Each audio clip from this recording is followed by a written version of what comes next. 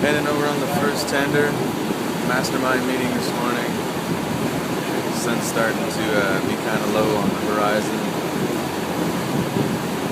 I guess we're getting to the end of the season.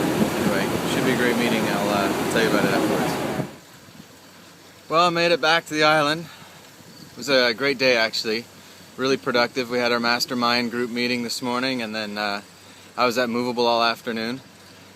And I'm just heading to the beach right now for a quick swim while I can get it in.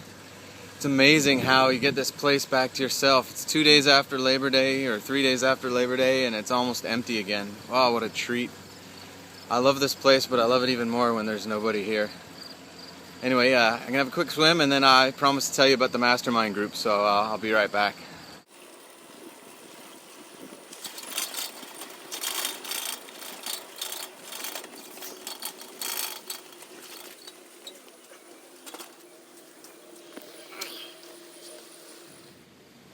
So I promised to tell you about the Mastermind Group. Well, the concept comes from a guy named Napoleon Hill who followed Dale Carnegie around. This was a good 50 years ago or so. In fact, if I understand correctly, Carnegie hired him to spend time with him, Rockefeller, and these other very successful industrialists and come up with the reasons why these guys were the most successful of their time. And the big discovery was that the most successful people surround themselves with other successful people. So if you check out his book, Think and Grow Rich, you'll see that Hill talks about creating this type of an environment for yourself, one where you're going to play up, you know.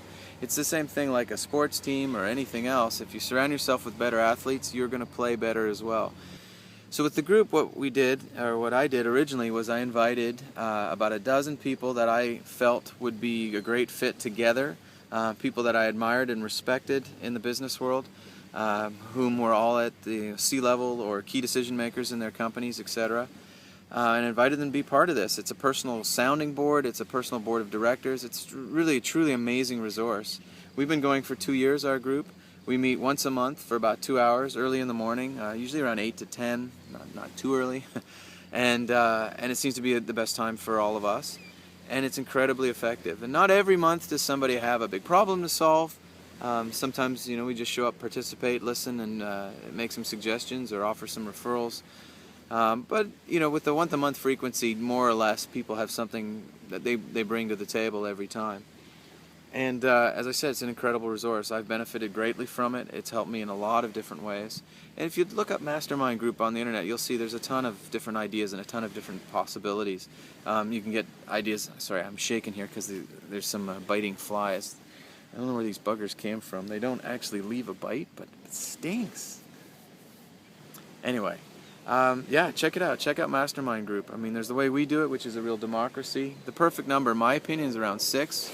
I invited 12, about 11 of them accepted. We ended up with 8 or 9 who come. And because of everyone's schedules and commitments, at the end of the day, it usually works out to about 6, 7 people in any given meeting. There's also facilitated groups. You'll see that people charge a fee to put you in a group. And assuming that they're good at what they do, I think there could be a lot of great value there. It's not the model that I necessarily subscribe to. But certainly if you haven't got a group or network that you can draw on that you think would be appropriate, that would be one way to do it. It's a simple premise that makes sense, and having experienced it myself, I can only highly recommend the whole concept. Check it out. Check out Mastermind Group. Let me know what you think.